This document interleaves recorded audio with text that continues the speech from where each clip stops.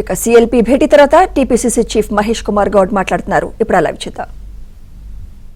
ఘనమైన కార్యక్రమాన్ని ప్రజలకు తీసుకోవాల్సిందిగా కూడా శాసనసభ్యులకు సూచించడం జరిగింది. అదేవిధంగా ఏళ్ల తరబడి ఎదురు చూస్తున్నటువంటి ఎస్సీ వర్గీకరణ కూడా ఏ విధంగా శాస్త్రబద్ధంగా చేశామో,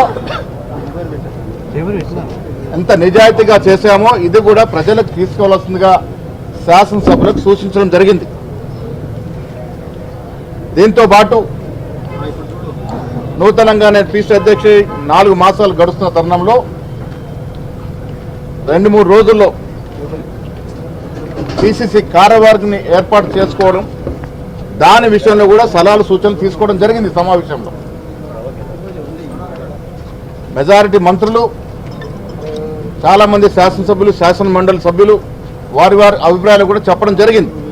పార్టీ నిర్మాణం, ప్రభుత్వం తీసుకున్నటువంటి అభివృద్ధి సంక్షేమ కార్యక్రమాలు ప్రజలకు తీసుకెళ్లడంలో తీసుకోవాల్సిన కార్యాచరణ కూడా పరిపూర్ణంగా ఈ సమావేశంలో చర్చించడం జరిగింది.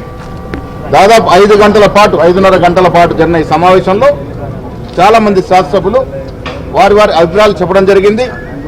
ఫైనాన్స్ మినిస్టర్ గారు ఈ రాష్ట్రంలో ఉన్నటువంటి ఆర్థిక పరిస్థితి పవర్ పాయింట్ ప్రజెంటేషన్ ద్వారా చెప్పడం జరిగింది. మనకున్న అప్పులు, మనం చేస్తున్న సంక్షేమం, మనం చేస్తున్న అభివృద్ధి కార్యక్రమాలు, ఏ రకంగా బడ్జెట్ రూపకల్పన చేస్తూ ఉన్నామో, ఏ రకంగా వాటిని ఖర్చు పెడతా ఉన్నామో వాటిని కూడా చాలా వివరంగా వారు వివరించడం జరిగింది.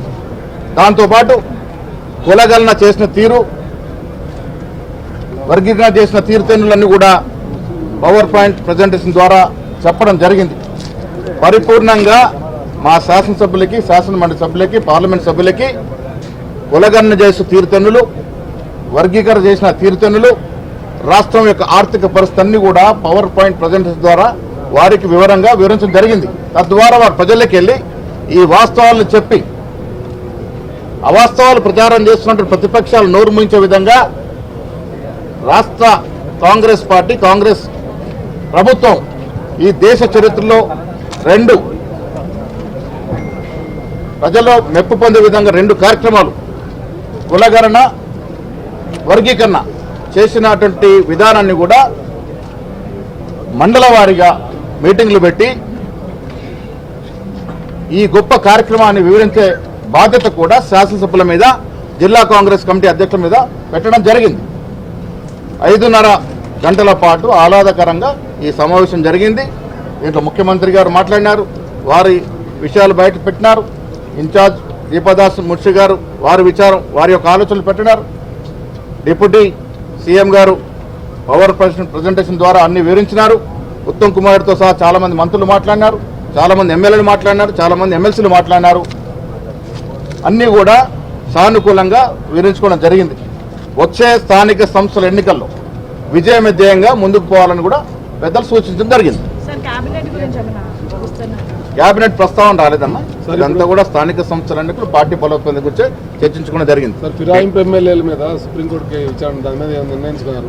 ఫిరాయింపు ఎమ్మెల్యే అనేది లీగల్ గా నడుస్తున్నటువంటి అంశం, అది మా లీగల్ డిపార్ట్మెంట్ చూసుకుంటాం.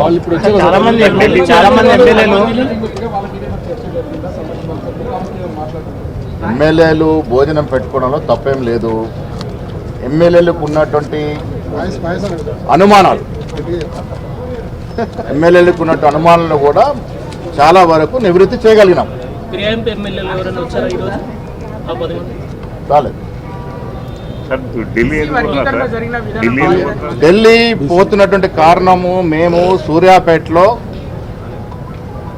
కులగణన జరిగిన తీరుతెన్నుల మీద ఇంత గొప్ప కార్యక్రమం జరిగింది కాబట్టి సూర్యాపేటలో పెద్ద బహిరంగ సభ చేసి రాహుల్ గాంధీ గారిని ముఖ్య అతిథిగా ఆహ్వానించుకోవాలని, అదేవిధంగా ఎస్సీ వర్గీకరణ మీద మెదక్ జిల్లాలో ఏదో ఒక ప్రాంతంలో మరొక బహిరంగ సభ పెట్టుకొని ఖార్గే గారిని ఆహ్వానించాలని, ఆ ఇద్దరిని ఆహ్వానించడానికి మేము ఇవాళ ఢిల్లీ పోతా ఉన్నాం.